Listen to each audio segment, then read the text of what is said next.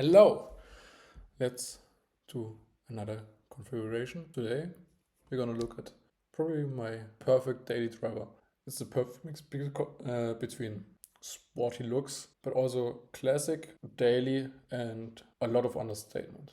Not too flashy, not too loud, it's just a nice looking car and perfect for daily. You got space, you have power. Yeah, I choose it like this configuration for my daily driver. And it's finally gonna be a 911. Everybody knows the basic models, the turbos, the car. Obviously a dream car, but yeah, you're not gonna be able to get it that easy. Or at least for, I think it's 120,000 euros more than Porsche did ask for them because they sold out. GT3 is cool, but I don't think it's the best daily driver. Maybe with the touring package, but I would want a daily to be easy, also for traffic jams, and therefore I would always choose an automatic gearbox and not a manual.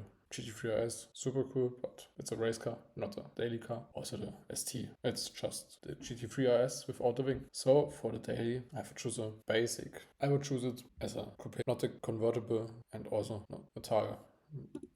Just basic. For me, the basic one is too slow for that money.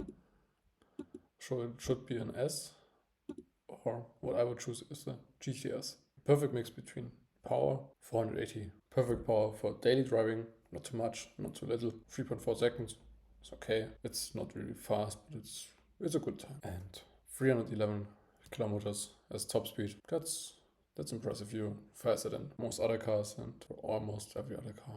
You need a top AMG model to even get close to that, or you basically need a Ferrari, Aston Martin or something like that to get to those speeds. So it's already very impressive. And it's not even a turbo. The one I would choose is the Carrera 4 GTS because I think the all-wheel drive is better for winter, for bad weather, for rainy days. I think the better feeling for daily handling of the car. You don't need it that much. All year around, daily sports car. That's it. You can handle it in winter, handle it in summer. You can drive it all year. Yeah, let's build it. Yeah, you probably already seen those basic color combinations. Everybody probably would choose one of those. I honestly wouldn't. I would choose a paint sample, but for the 911 Porsche doesn't show those options anymore. I think it's because they're slowly shutting down the 992.1 and already are planning for the 992.2, which is gonna come out later this year. And yeah, so no, you can't configure it online with this one anymore. So sadly, we can't show it. I'm gonna show a picture of the color I would choose for it in the video, but sadly not on the car. So to make it easier, just to the next best option, and I think that's always the black, because yeah, what's better for a daily driver than a car? The color, no one even notice. Wheels, I would always choose the center locks wheels. Just makes the car cooler, I think. It's always a cool option. More race car, even though no one even needs it that much, but it looks good. So basically you got leather mixed with racetracks, almost like Alcantara. In the middle of the seats and leather outside, the GTS package. I think the red one is too much for me for seeing it a longer time, so I would just keep it simpler with a clean color. So that's also something I wouldn't like with two-tone leather seats, because I can't imagine liking this in 2 years, even though I like this beige one right now. I also liked the graphite blue because it's such a cool dark blue color.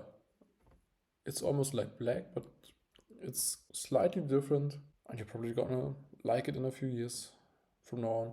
I would always choose it with something that makes it a bit more outstanding, and so let's keep it with crayon stitching, almost white stitching. I would always choose the seats with the 18-way memory function, not just a 4-way configuration, which you can put up, forward, backwards, and tilt it.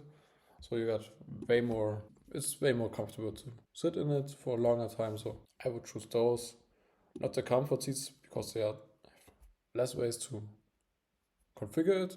And I think the seats don't look as sporty as the obviously Sport Plus seats. I wouldn't choose full bucket seats for a daily driver, even though they are quite comfortable. They're probably not the best for daily driving.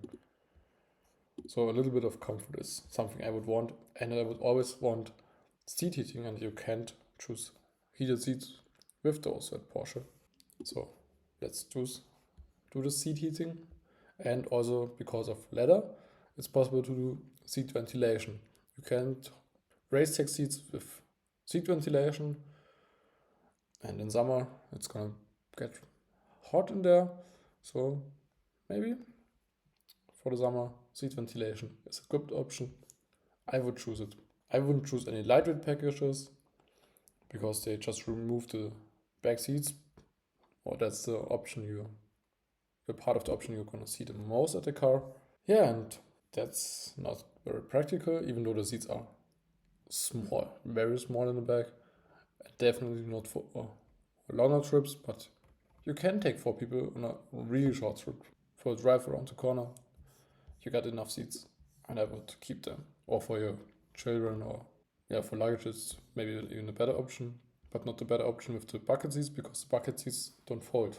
So you're gonna mingle those soft bags through them in the middle, because you can even put in some hard cases. I would always choose the sport design side skirts. They just put it a little bit more down, and I would choose them in the body color, not paint it in black, even though the car is black right now. Also paint the mirror bases in exterior color. I would always choose the exclusive design fuel cap. I would always choose the nicer fuel cap, because you're gonna see it every time, and it's around 100 euros. Totally unnecessary. But the whole car isn't unnecessary. You can drive every car. You choose to drive a sports car, you want everything to be nice, and so take the nicer fuel cap as well. Have fun when paying a lot of money for your fuel. For a daily driver, I wouldn't choose the aero kit. It gives the car really cool looking wing. It's just not what I want for a daily. Almost like it would wanna look like a mix between a GT3 and the turbo. I think it looks really cool, but I wouldn't choose it for a daily. So that's why we're not gonna do it for the whole configuration, but just look at it. You see it better without this. So it looks really good. And it looks really sporty, but it's not what I would want for daily looks of the car.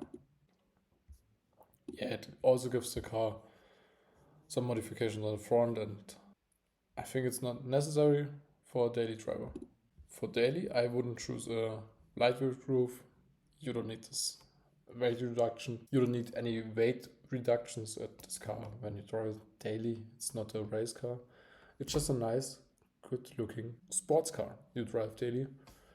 And for that, I would like to make the car more open, more light flooded, and that's possible with the glass roof, and it's also opening the sunroof. So it's really the best mix, I think, between the Targa version and the basic Coupe 911, and you get a lot more air in it. Even though it's winter, you can have a nice open sky, and it looks good.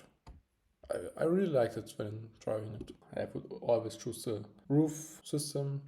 So if you want to carry skis, it's probably gonna be the thing I would do the most. Some reason why I would choose it as a all-wheel drive GTS and not a rear-wheel drive GTS.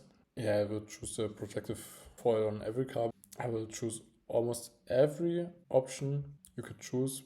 Dynamic chassis control, it's keeping the car stable. When cornering, the car is gonna stay flat and not tilt that much. Active suspension management, can choose sports modes and all those stuffs. Lift systems, obviously for speed bumps or parking spaces you need it a lot. I would choose ceramic brakes, even though it's gonna be driven daily. Those discs aren't the problem. It's gonna last very much longer than standard brakes. You're just gonna need new brake calipers as normal steel brake, so that's not the price problem.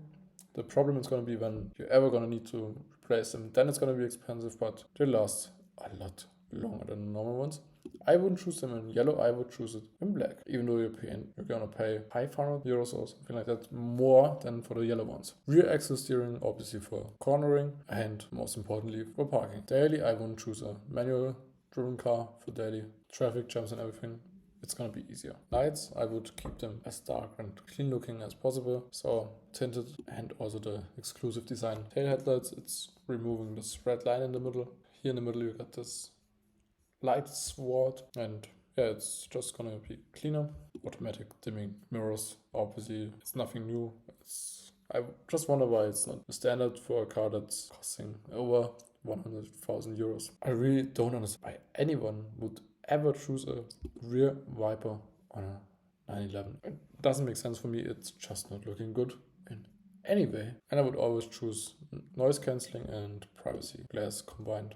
The 930 leather package just gives you those lines here in the middle of the seats. I think it gives it a nice structure. It looks good. I would always choose the storage package. It gives you a net in the front of the passenger seat for daily driving. You're gonna drive it probably in winter. Heated steering wheel is nice to have.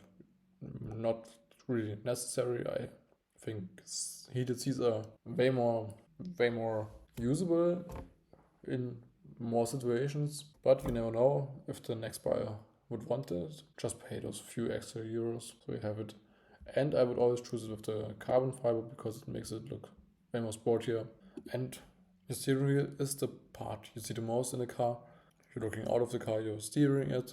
So look at a nice wheel, and some carbon fiber is always nice to have in a sports car. I would choose the Porsche Crest. On the storage in your middle tunnel, yeah, it just reminds you what you drive. It's nice to have, and it's not too many logos. I think it breaks up the space here a bit. Night vision assistance, practical. Lane change, very practical. I think more for city driving, blind spots, if your cyclist rushes at you, or even on the motorway. Park assist not always with surround view, because why wouldn't you want surround view? Why just rear view? And then I would just choose two more options. The adaptive cruise control, but not the one with Porsche InnoDrive. It's just features I think that are not necessary. Cruise control is gonna be helpful for longer trips, and you're just gonna keep the same speed for a long time. And the lane keep assistance, I think it's not that necessary. I don't even like it when I'm driving with it, but I think the speed limit indicator is the key for this option. You can need it. You got a sports car. You could be too fast with it. I would always choose an ionicizer. In new models, it's the air quality system, it's called. Just filters out all those particles and flower seeds and pollen, and always good to have. Especially now in spring when everything is blooming, you don't have problems close in your car. Light design package for driving at night. I don't know why they don't do it as a standard option. I wouldn't choose Porsche entry because they already warn you it's a risk for hackers, so they can steal your car. Those 2 seconds are not the big problem with getting in your car. I would always, no matter what car, choose the best sound system they have. Music is important for me when driving. It's just not this car sound. Sometimes you want to listen to good music, and then choose the best sound option. A tracking system is always better to have it. And I would always pick it up at one of their facilities so you can have a day at their Porsche racetrack. So yeah, that's my Porsche 911, how I would choose it as a daily driver. It's gonna be all black. Keep it simple for a daily driver. Keep it clean. ceramic brakes in black, everything black. Expect the interior, it's gonna be this dark graphite blue with, I call it white, it's crayon stitching, so yeah, it's just some little details.